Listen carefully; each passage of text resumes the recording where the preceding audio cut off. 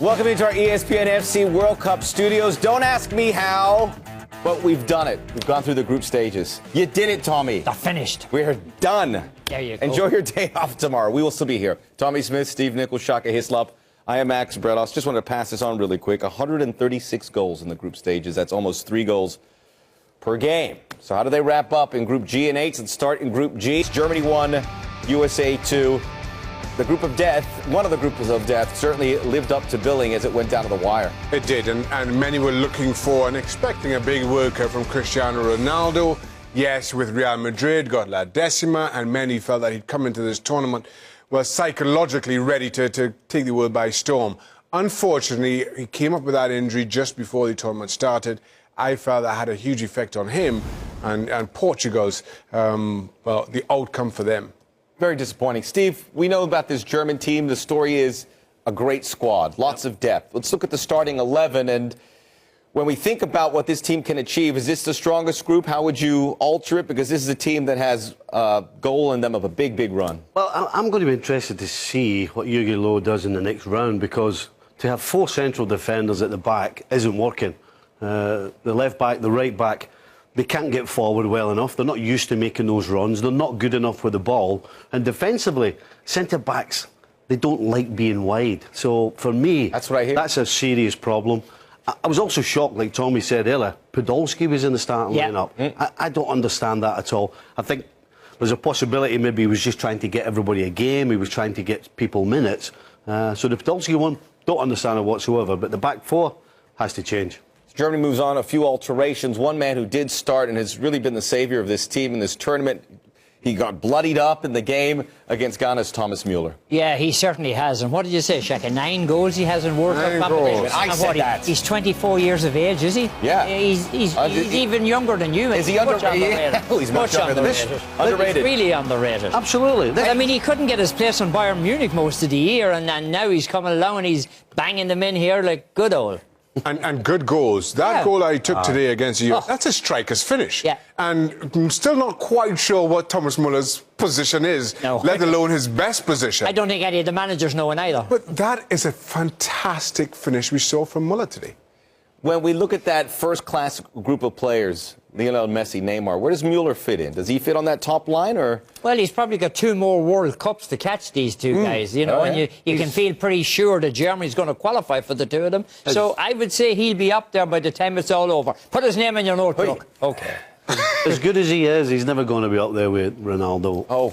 It's not happening. I think he might score more goals than them. The trouble is because we still don't know what his best position is. We know what Ronaldo does or can do, Neymar, Messi, the likes. Muller's a jack of all trades, it seems, but somehow... Nothing wrong with being a jack of all trades. He's not guaranteed to start in his own team, so he can't be up there with those guys. Real quick, let's talk about what the United States were able to do. Not their best effort here, not the strongest roster when you compare it to the other 3 teams in the group, Tommy, but they get through, and you have to think this is a great reflection off their coach. Yeah, and, you know, the karma was just right. I mean, he made the right moves. He did the right things. He may not have said the right things early on, but I'll tell you one thing, the team certainly played for him, and you can't fault that. I mean, they're in the round of 16. I certainly didn't give them a chance when the draw was made for them to go to the round of 16. I didn't think they had any chance, but they're there. The rest is icing on the cake. I think there's a lot to be said for being positive. We know technically that there's not that many of the American players who get in the Portuguese or the German squad or the team. But the positive attitude that Klinsmann's given them, even when they've been struggling, even when they've not had the ball for 20 minutes, as soon as they've got a hold of the ball, they've had people streaming forward, they've tried to back each other up. Defensively, they're backing each other up. So there's an awful lot to be said for being positive. On the field, because he wasn't very positive in what he was saying. He was saying there's no chance of winning the World Cup, etc., etc. Whatever he was saying to the press doesn't matter at this point. It's what he said in the dressing room that counts, and it told. And yes, we'll point at Ghana and maybe they were unlucky and how they imploded and the Ronaldo injury, but the US had to deal with Altidore going down very early in this tournament. Had to deal with an indifferent performance with Cameron in the last game. And I have to pay a lot of credit to Omar Gonzalez. Started this game very shakily with a slice clearance.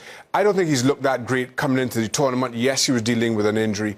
But then all of a sudden, on 15 minutes, that tackle to deny Muller, and you could see the confidence set in, and it kind of epitomized what this US squad is all about. Never mind what happened before.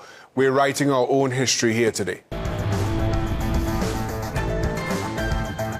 Let's start with Belgium. Tommy, this is a team that obviously came in seeded with a lot of expectations. How did you see their body of work? Well, they were kind of up and down, you know.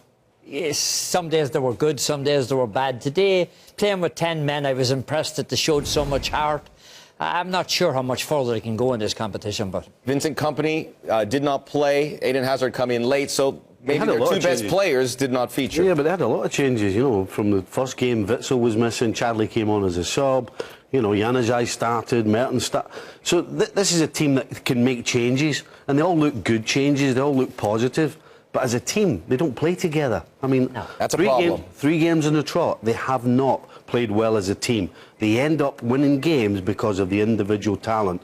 Sometimes that's enough, and so far that's been enough for them. Look, if you sit in the Belgian dressing room, you're saying we're 100% after 3 games. Not many teams in the tournament can say that, even group winners. But I'm with you and Steve and Tommy here. I don't think Belgium have looked good doing it. No, but maybe the best is still to come. I mean, everything gets very tight now. Teams go out now to play, not to lose. Not a lot of room for error now. Yeah. They get the United States. Then if they get by there, it would be Argentina or Nigeria. Obviously, they haven't looked that impressive. Does any of you guys see them making a run, semifinals or beyond? I did coming in, but I don't see them now. No? I don't see them. Young team as well. Listen, the fact that they've got 3 wins from 3 games, and as far as we're concerned, they haven't kicked the ball yet. Yeah. They've got 3 wins behind them. That's true. That should tell you that they're dangerous. But they are kids, too, and this is their first experience of the World Cup. How do you think that will manifest as we go on to this knockout round? Well, the homesick. Maybe they want to go home. Yeah. A lot of people talk about, and I continue to repeat the phrase, the naivety of youth, and maybe that comes to Belgium's saving. But right now, they're better individually than they've shown as a team. If I'm Argentina, I'm not worried about them. If I'm sitting in the US dressing room, I fancy my chances as well. I don't think that Belgium has offered a lot. Well, you're sitting in a lot of dressing rooms. I'm just saying that I don't think Belgium has offered a lot other than impressive names so far in this tournament. What about... And a hair. Belgium did not impress many people. They got 3 wins. Russia didn't impress. They walk out with 2 points. They had a lot of expectations. They're going to be the host of 2018. How disappointing is this? They were very, very disappointing. They just didn't show up at all, really. On the other hand, though, you can probably say that but for Akinfeev, who on his day, fantastic goalkeeper, had a horrific World Cup, but for 2 glaring errors on his part, they probably could Different story. Yeah. Listen, 1 chance. Russia had 1 chance when they were 1 up today. Had they put that away, we'd be talking a different ballgame. Keeping on the theme of disappointment, Asia is out of the competition with South Korea losing. They finished with 0 wins, 9 losses, 3 ties. Before we kick the ball on Thursday, lots of news breaking out of the World Cup. We mentioned the 2 Ghanaian players sent home, the torrential rain in Recife, and the verdict coming down for Luis Suarez. He has heard from FIFA, and these are the specifics. He will miss the next 9 official international matches for Uruguay. He is out of this World Cup. That will bleed into the Copa America next year in Chile. He will be banned from all football-related activities for 4 months. This will affect his club games with Liverpool, which have a big season ahead. We'll talk to Steve about that shortly. And fined 100,000 Swiss francs, which comes out to $112,000. Financially, not a big hit for a guy who's got endorsements, makes a lot of money. Tommy, I'll start with you. Does the punishment fit the crime? I'm not sure. I'm not sure what FIFA are doing here. I think they're making it up as they go along. I really do. I mean, they said, first of all, that he couldn't appeal. Then they said all he can do is appeal the money. I mean, normally, if you appeal something, everything stops. And you can, you know, they were afraid that he was going to play the next game. That's why they're saying you're suspended for the next game, but then you can appeal it. You know, if you're going to do that, give him 2 years and get it over with. Forget about this stuff of 9 games. Steve, I want to get your thoughts about the effect on the club game, but your thoughts first, Shaka, about the punishment. I thought the punishment was lenient from a Uruguay point of view, maybe harsh from a Liverpool point of view. As a club, Liverpool had nothing to do with this. They're ultimately being punished. But understandably, you have to understand and sympathise with the spillover, given that it's the individual who causes this uncertainty as opposed to any footballing matter. Steve, that's your club. How does that? Obviously, this is a major disappointment for all fans and players. I think I have to say that he has to be punished. There's no way he can get away with this. But I can't find a reason why Liverpool should be punished. You know, if he misbehaves himself on international duty, then the punishment should be the money and not playing in international games. Why this should affect his club, I can't come up with a good enough reason.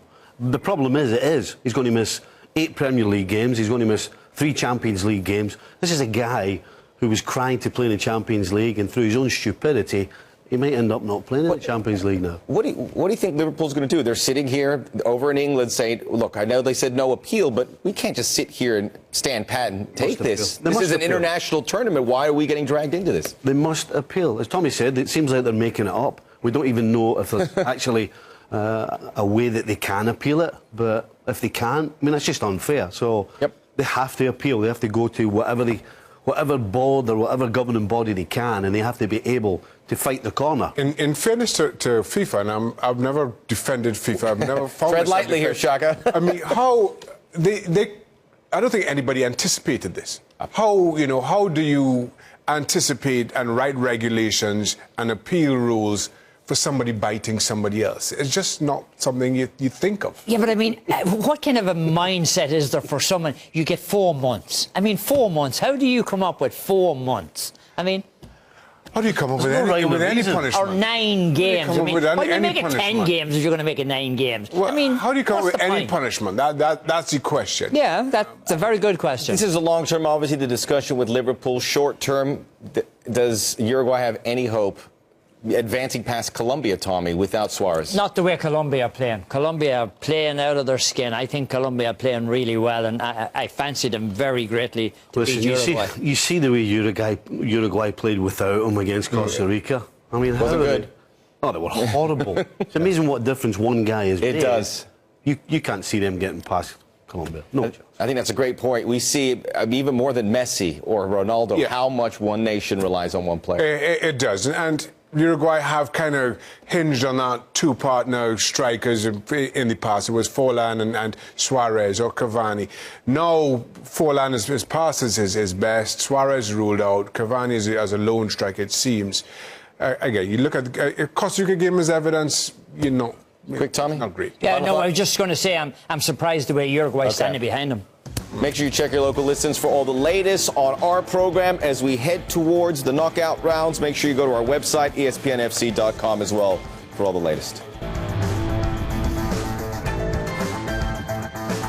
Quick look at the knockout rounds. You know what they say, Tommy? If the left one don't get you, the right one will. This the stronger of the two? Well, I don't consider myself a right winger, but I'll tell you one thing, I'd hate to be a left winger on this one because I want to be on the right wing here for sure, because this is a very strong bracket. Are you kidding me? Powerhouse teams, Algeria maybe slightly out of their depths, Steve, as we look at the right side.